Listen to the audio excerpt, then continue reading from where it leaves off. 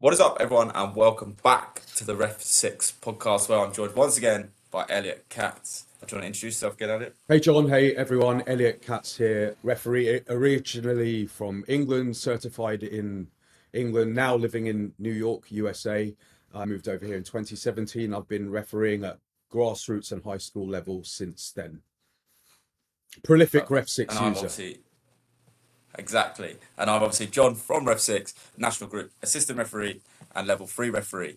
And today's podcast is going to be all about pre-season. So we're filming this on the 4th of July, hence Elliot's wonderful retro USA jersey. Happy for. Happy 4th. So obviously I go back to pre-season today. It's my first game back. I've got Brighton under 23s versus Worthing. So we're going to talk about how pre-season looks, what we should be doing in pre-season, how many games should we be doing, what works for some people and what works for others. We've got obviously a lot of perspectives here, one being as a professional referee, being myself, that I'd like to call myself a professional in England, as well as Elliot, who is a regional referee over in the US. So we've got a lot of different perspectives about how and what works for us and what could work for you. So plenty of tips to be fitness, mental, what tools to use to keep yourself organized in pre-season as well. So let's dive straight in.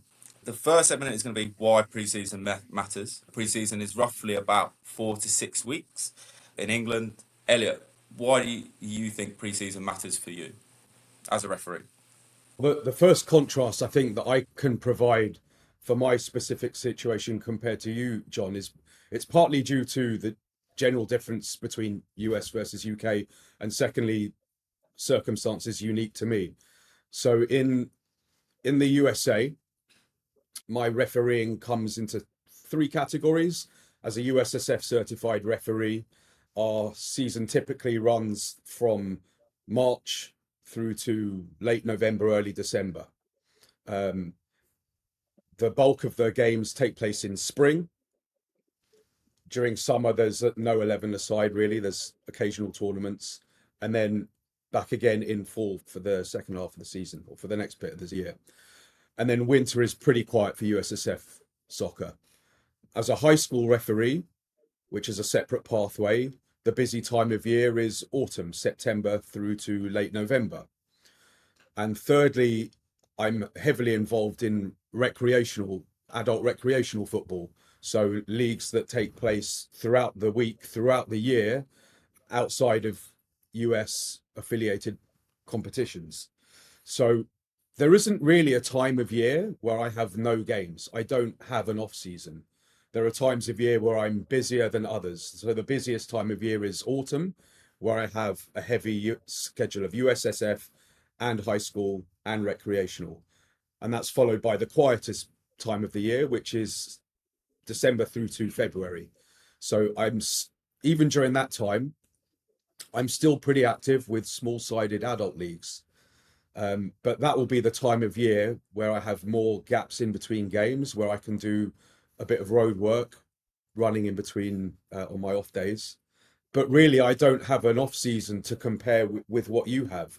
So part of what I have to share is just how busy my schedule is, the challenges of keeping fit in between games when you have matches 5 or 6 days out of 7 in a week, finding the time to train and whether it's even beneficial.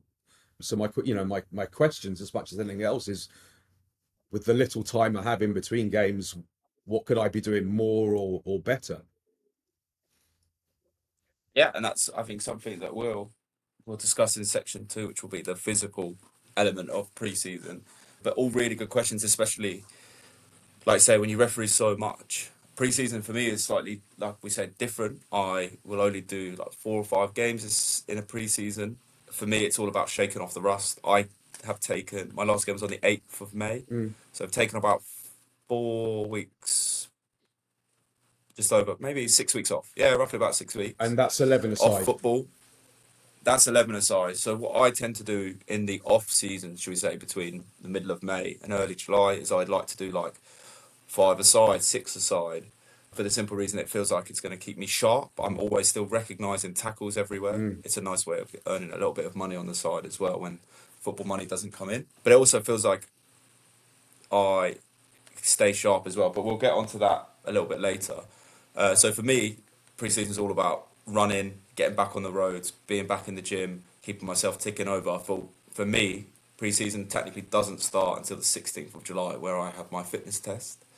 That's when I really feel like I'm back running and back into it. I'll have 2 games before that, but it doesn't feel like I'm locked in Hmm. until I pass my fitness test. But the main bulk of preseason is about making sure we're not injured and we dust off the rust. So, speaking of like not in not without injuries, is obviously the fitness element of preseason. I run twice a week in the off season, one on a Saturday because then it makes me feel like I'm still replicating football, and one on a Wednesday, which is what I would do in season anyway. So I like to keep a routine of what I would do naturally. So a longer run on a Saturday, whether that be 10, 15K, because that kind of replicates what I would do on a match day.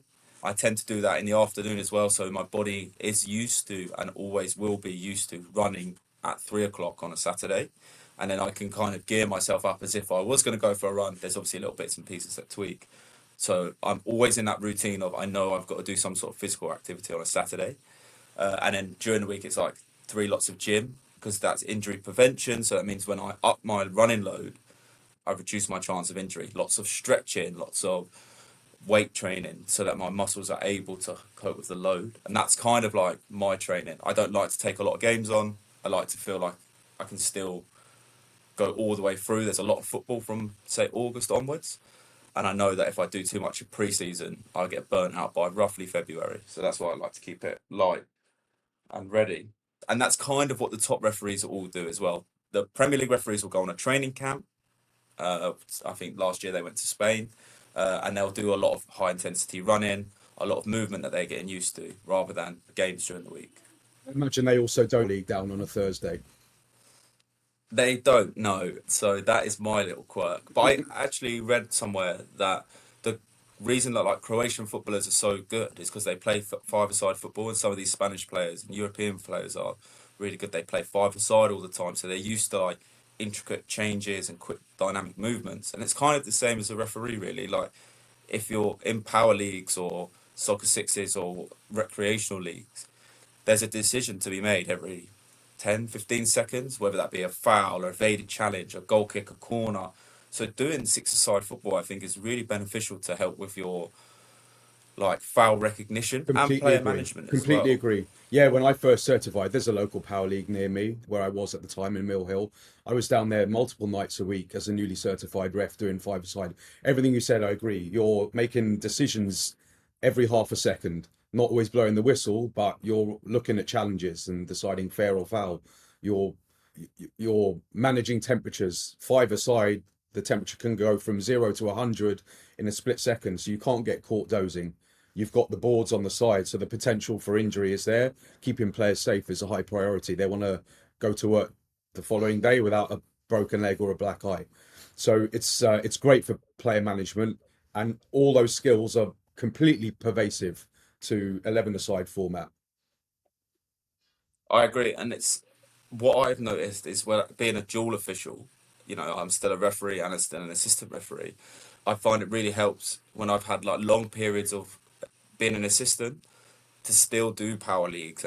Six-a-side football allows me to still have my head in the game in terms of like I don't feel like I have to restart again. Whereas in pre-season, Mm. I haven't refereed properly in 6 weeks, so I feel like tonight will be a bit rusty, and I need to get rid of that because if I feel like that going into games, I feel like I have a little bit less confidence, and that then affects how I referee because I kind of go back into a Yeah. shell rather than be that outward going confident referee Yes. that everybody And I wants to think see. that should be interesting for non-referees to hear referees talking about this, because we get rust setting in when we're not active, and we benefit from just going back in, even if it's five-a-side, six-a-side, by using that as a way to tune up and stay sharp.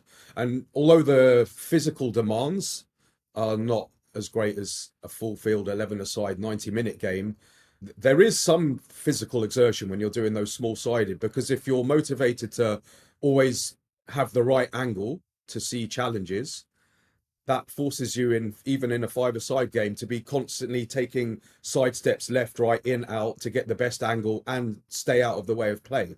It's such a small field. There's a risk of that if we're too central. So when I'm advising referees on and mentoring referees on their small-sided game, they should feel afterwards like they've just played an hour of table tennis.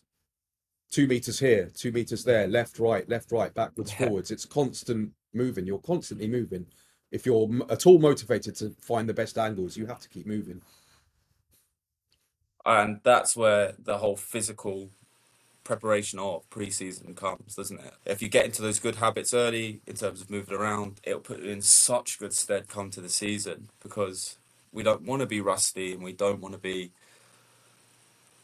out of position all the time, especially with the new law changes, which are going to dictate, I think, a lot of positioning changes, especially with this goalkeeper 6 yard change, a 6 second rule change. Obviously, it's going from 6 to 8. We discussed this in the last pod, but obviously there's been more guidance about that. So they've said like referees need to be monitoring it at a slight angle, because if there's contact with the keeper, it's a direct free kick. And if there's no contact with the keeper, but it's just interference, it's an indirect free kick, which makes a big difference. If there's wind, goalkeepers can score, can they not? So we have to be alert, moving all the time. And that's why pre-season physically is really important, that we're aware of the new demands that the new laws will take on us, really. Yeah, I guess it creates a few different possibilities. One, that it's designed to avoid delay and increase game flow. So hopefully it's encouraging goalkeepers to play the ball out quickly. Okay, fine. We've got to be ready for the next phase of play, whether it's playing it out short or playing it long. We've got to anticipate what's coming next. At the same time, having our attention focused on the goalkeeper, his timing of the release to make sure it's within the 8 seconds, and to the extent that he's being impeded by an opponent. So we need to, as we are used to as referees, our attention needs to be focused in different places at the same time.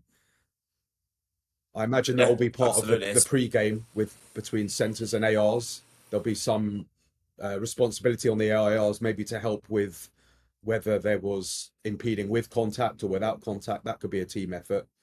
Assistance. But if you're on your own, so like most Sunday leagues, then you as the referee are going to have to take sole responsibility of that decision. Use pre-season to be ready with the new laws physically, and then we'll move on to mentally in a minute, but physically to see how the demands are going to change, what positions work, what angles work, and that's what it's all about.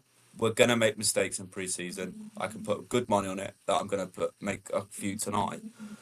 But that's what it's all about, working out what's going to work, how the players are going to react to this stuff, and how much harder am I going to have to work for the game this year. But that brings us nicely onto the mental aspect of pre-season, which is obviously rebuilding confidence, going into the new season with new laws. I want to be confident with the new law of how I'm going to manage it, how the players are going to react to it. Have you got any advice on being confident in those areas with the new law? Like, is there any tips or tricks that you've got to be like to new referees or current referees to be like, here we go. If you want to be confident on day one of pre-season, this is what you want to do. I think it's a combination of things. Firstly, as an individual referee, it's your job to educate yourself on what the laws are. Now, that could be reading them. It's never been easier to be able to download the IFAB app, find the law that you're looking for. It even highlights the changes in the law compared to the previous edition. So it's never been easier for a referee to be aware of the law changes.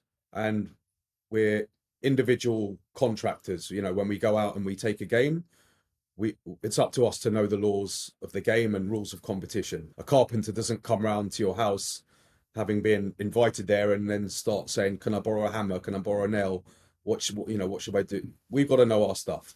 So there's individual responsibility there. And then if you're a member of a local association, those are often a very good way of educating referees, whether it's monthly meetings or email bulletins or Zoom calls, educating your referee members on the law changes, having one of the more experienced members of the membership doing demonstrations, video analysis, all of that stuff helps.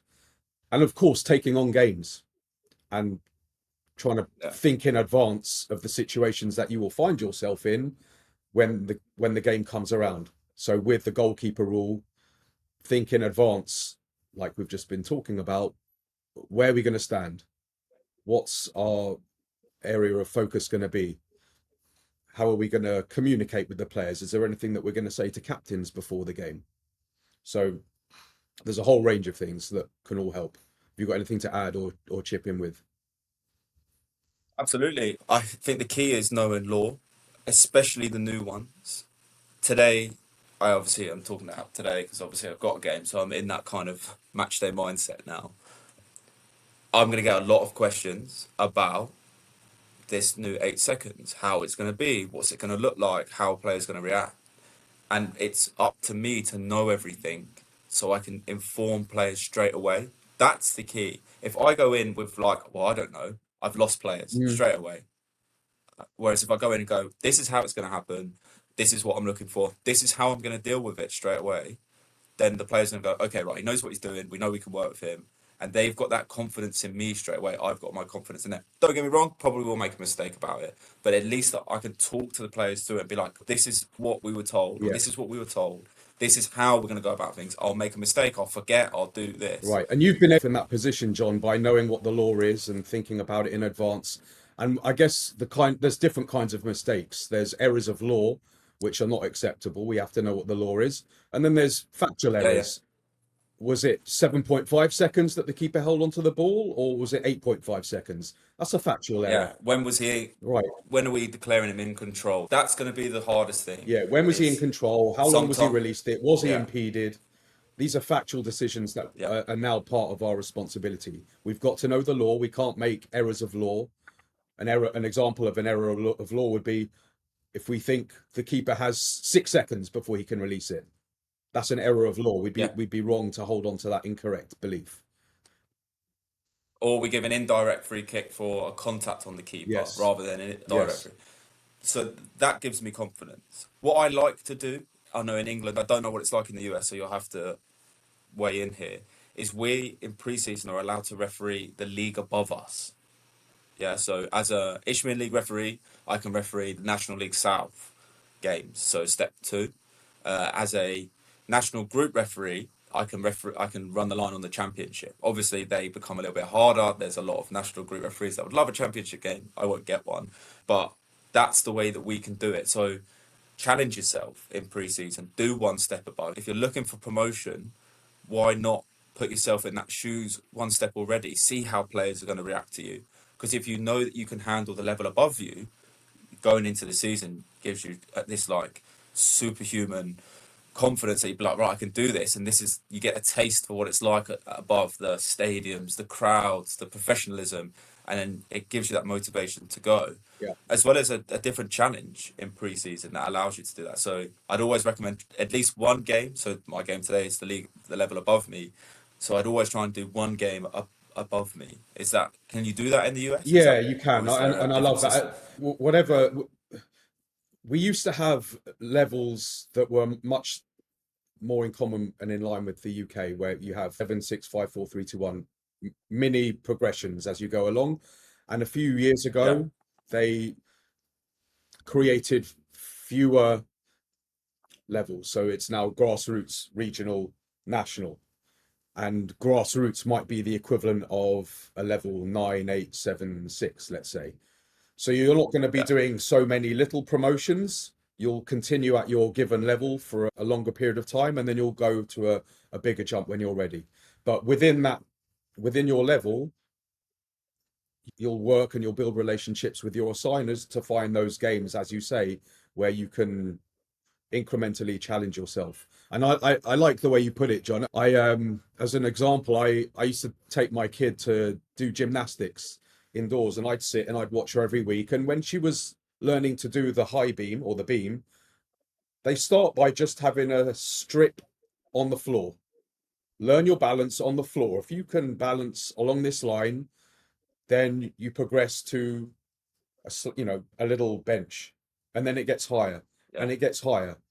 So you work on your basic balance, and then you just increase the difficulty, and psychologically you're still, or rather physically, you're still walking on a straight line. The change is in psychological. Can you maintain your balance, not just on the floor, but now you're 5 feet off the floor? Physically you know what to do, but psychologically, can you hold it together and keep your balance now that there's a little bit more risk?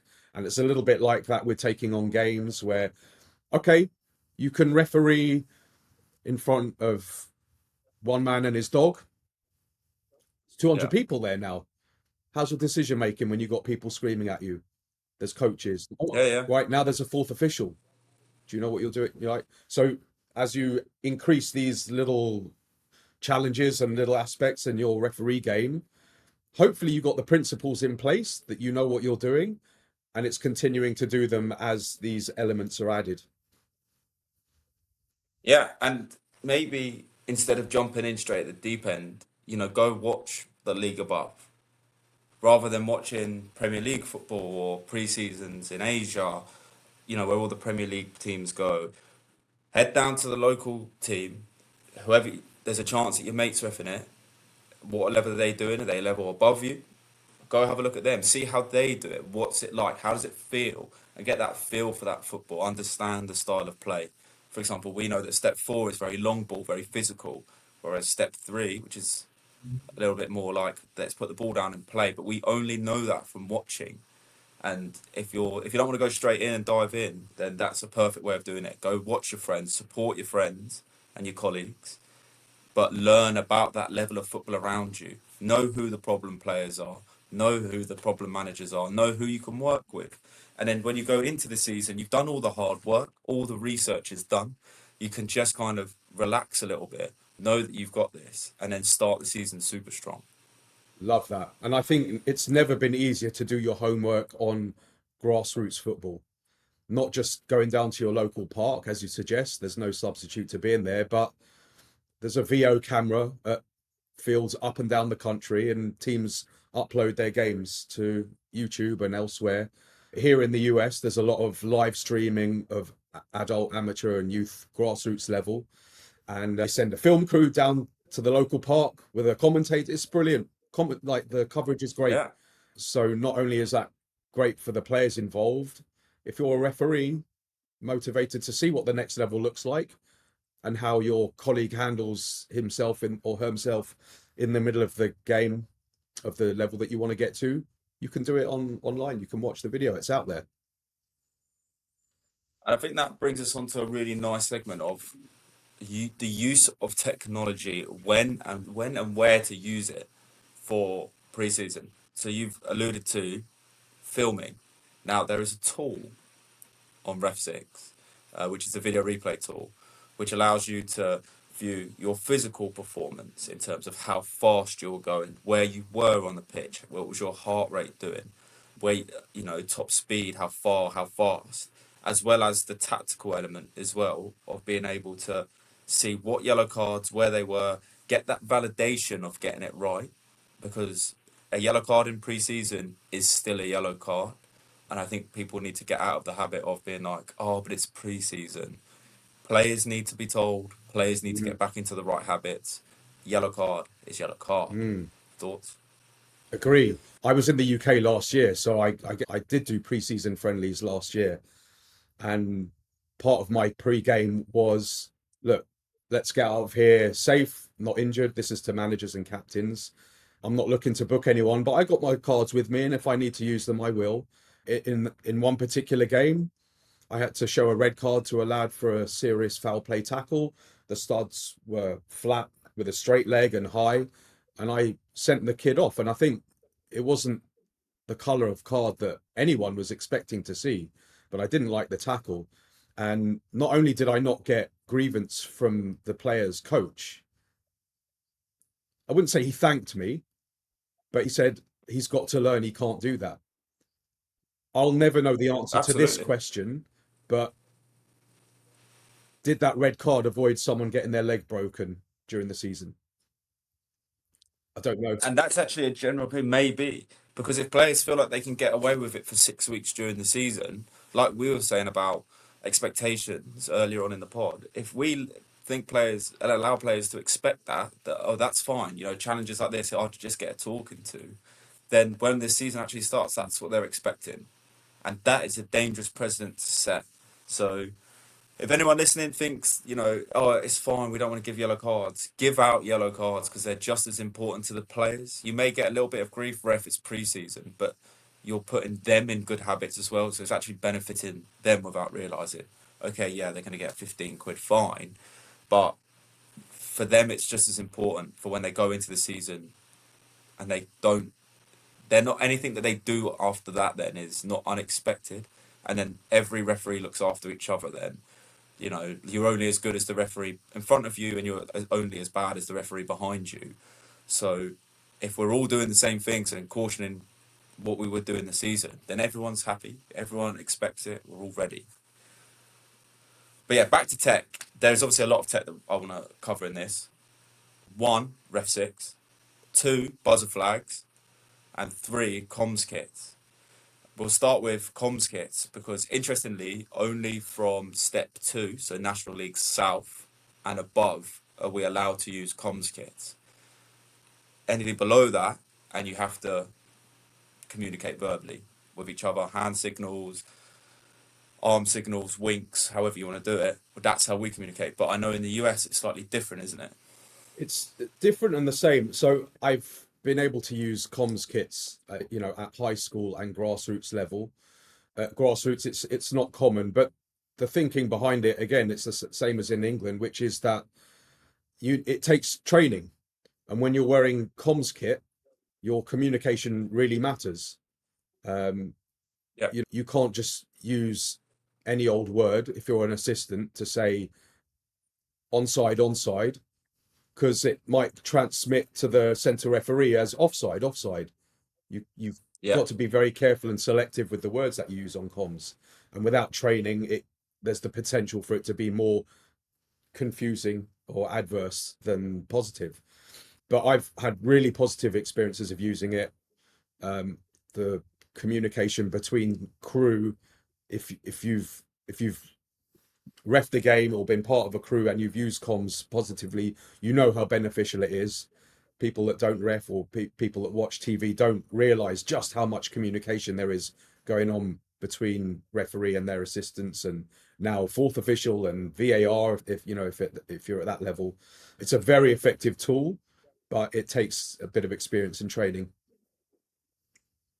I agree. This is since becoming a national group assistant, this is my first year of using comms, and it's been game changing, really game changing.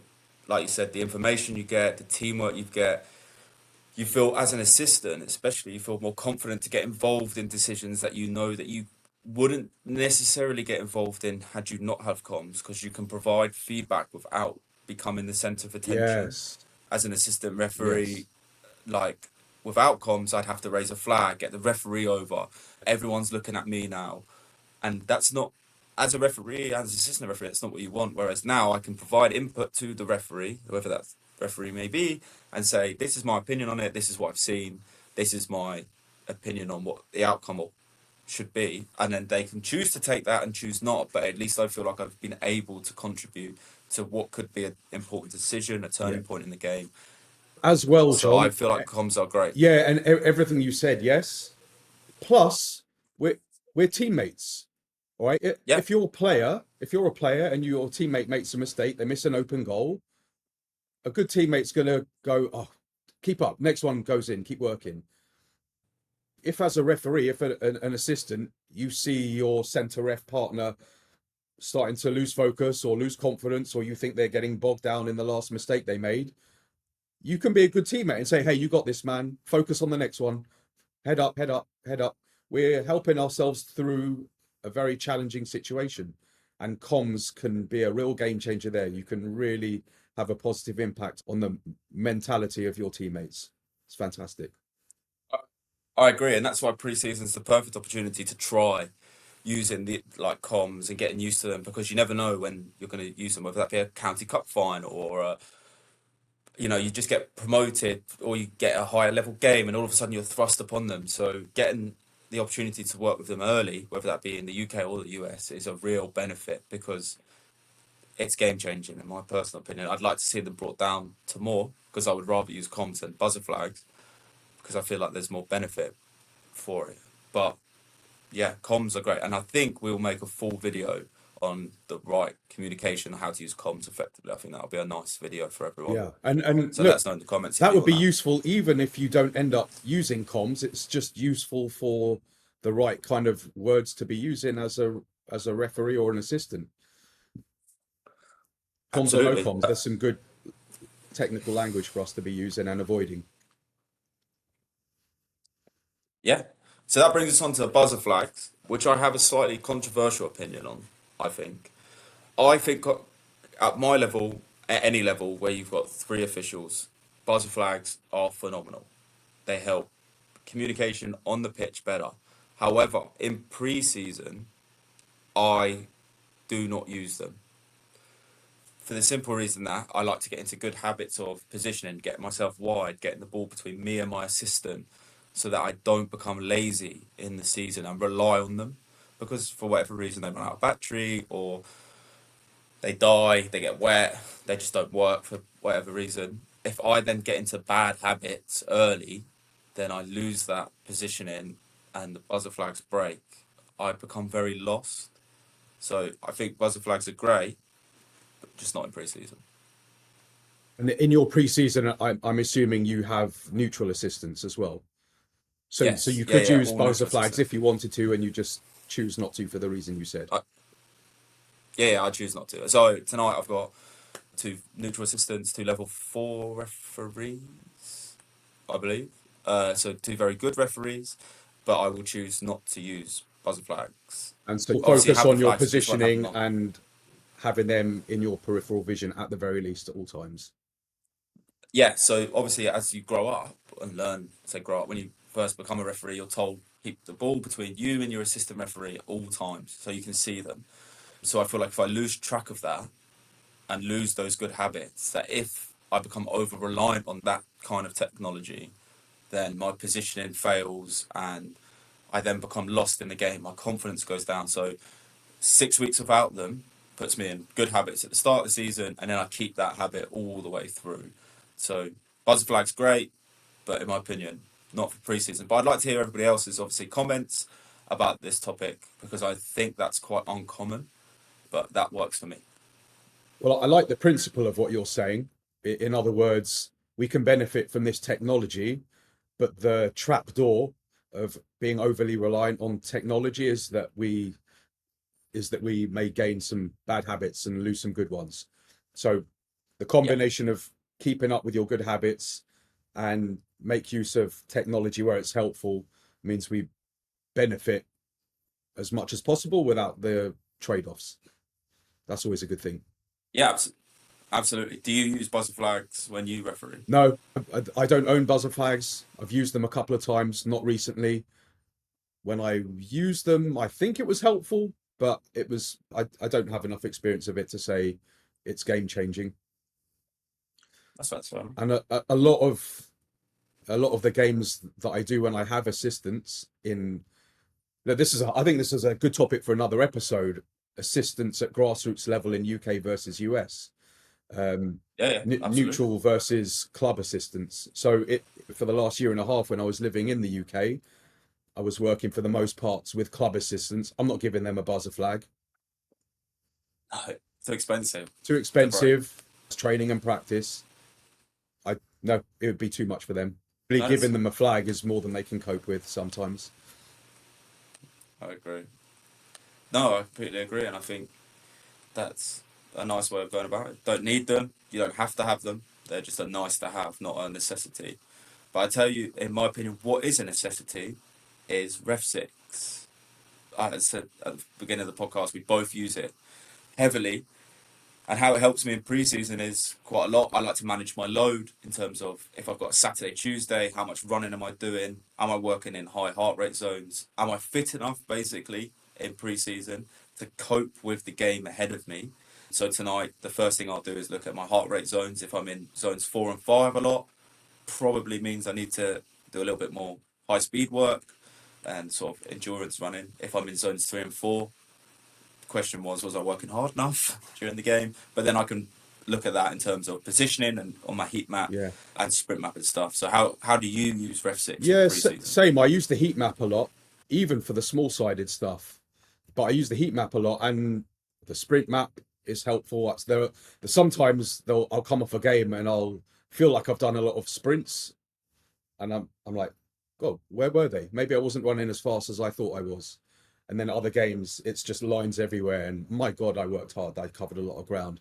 It's also what you said was interesting. You might look at being in the lower heart rates and thinking, was I working hard enough? Well, the answer isn't automatically no, you weren't working hard enough, because the game could have been such where one team was dominant in possession, tapping it around in the thirds, and you're not having to do lung busting end-to-end runs. You're just holding your position around their possession. That's not, so the fact that you have a lower heart rate wouldn't be an indication of you're in the wrong position, that you're out of position, not working hard enough. So Yeah. calibrate the data with the actual nature of the game. Yes, but I've been using the REFSIX since 2018. I had a check yesterday. I've clocked about 6,500 kilometers in that time. And that includes maybe 6 months where the app wasn't tracking my data. So it's got to be more than that, although I don't know how much it missed out on. It's just, it can provide good validation as a ref that absolutely. we work hard. And sometimes players notice when you don't work hard. Players notice, oh, there's that ref. He doesn't get out the center circle. We all notice that. But they don't always notice when a referee is working hard, keeping up with the game end to end. That's just expected. That's just your job. That's your job. Yeah, that's unfortunately, you don't get right. Yeah. But it's nice to be able to go into the app and go, oh God, yeah, 10K, 11K, okay, worked hard there. That game needed me, and there I was. Absolutely. And I think that validation, especially the first couple of games of preseason, is really important, because you like we said, preseason is all about building confidence, isn't it? So if you know that you're keeping up and able to do that by having the app that tells you that you're still sprinting, you're putting in the big sprints, you're putting in longer sprints, you're putting in width, and you're putting in distance, that you know that you're able to keep up with the demands of the game already, you can go into the next game with even more confidence. And if you can all of that without getting a cardiac arrest, then you're on the right track. So everything's a win then, isn't it? Everything after that's a win. I also like to have it because I have all my pre-seasons plugged in already. So it's like a mini calendar for me, like an easy to view calendar. Like, okay, right, I've got game here. So if anyone's like, oh, you're free on the 12th, open up REFSIX. Oh, no, I'm not. So that helps me. And the video tool that we've already alluded to, just to, every game's getting filmed now. Everybody's on YouTube, everybody's on VO, Pixelot. There's so many cameras out there now that you just put the video into REFSIX and you can go through and just validation. Was I correct? Yes. But why did I feel like I got it wrong? Okay, my position wasn't great. Just the little bits and pieces here and there. To what extent was that an avoidable positional error? Absolutely. At what point did I veer off on the wrong path? Or at what point did play develop in a way that I didn't expect? Exactly. And these little things, sometimes you're just a bit like, well, there's nothing I could have done then. It was on my blind side. I couldn't see it. And positioning wise, I was fine. I just couldn't do it. And even that, like, it gives you like okay, fine. Nobody's seeing that. I may have missed it. Yeah, okay. But how can I do that next time? How can I be better? Process right or wrong. What do we do better for next time? And those little changes, whether you're trying to be promoted or not, are massive, because it just makes you a better referee. And if you're a slightly better referee than you were the game before, the game just becomes easier to manage. And I think whether you want to become a Premier League referee or you just want to stay refereeing Sunday League football, the idea is to be the best referee you can, because the game becomes easier, and things like tools like REFSIX and comms allow that to happen, I think. Yes, and I want non-referees to be listening to this very carefully, players and coaches, because we take our job every bit as seriously as you guys. Players benefit from having coaches, people telling them positional and tactical advice. Referees benefit from that in the exact same way. Sometimes we don't have a coach, and so it's up to us to provide the self-evaluation post-game, like you're describing, go over your videos, go over your stats. Yeah. But that's an investment in time, in your time, and those are the way to make those incremental changes. So I want players to know that referees think about their performance and improving themselves in exactly the same way as players, and we treat it just as seriously. Yes, I completely agree, and we will clip that and we will put it everywhere. So just to finish off, obviously pre-season in England and in the US gets rather warm. So we got a question last week about cooling breaks versus drinks breaks and the key differences. So do you know the key differences, Elliot? It's in the duration of the break. It is, yeah. So a drinks break is anything between 0 to 60 seconds. That is declared a drinks break. And a cooling break is anything up to 180 seconds, so about 3 minutes long. And that's the difference. It's quite small, it's quite simple. So most clubs will say they want a drinks break, but realistically they want a cooling break. So just be aware of that. So if you ever get observed and someone says that was a long drinks break, it's a cooling break. And it can have up to 3 minutes. But that's the podcast today. It's been a great podcast talking about pre-season, and I think we've got another couple of great episodes coming up in terms of club assistants versus neutral assistants. What's the difference? How do you go about things? But if you've got any questions, please leave them in the comments. We'd love to answer them next week. Any questions about law, any questions about pre-season, any questions coming up, you can find us on Instagram at REFSIX or at Whistles Stop Footy, as well as YouTube. It's exactly the same. Twitter at REFSIX as well. So fire in some questions for us. Thanks very much for watching. Please like and subscribe, and we will see you at the next REFSIX podcast. Thank you, John. Happy 4th to my American friends. Yeah, happy 4th of July.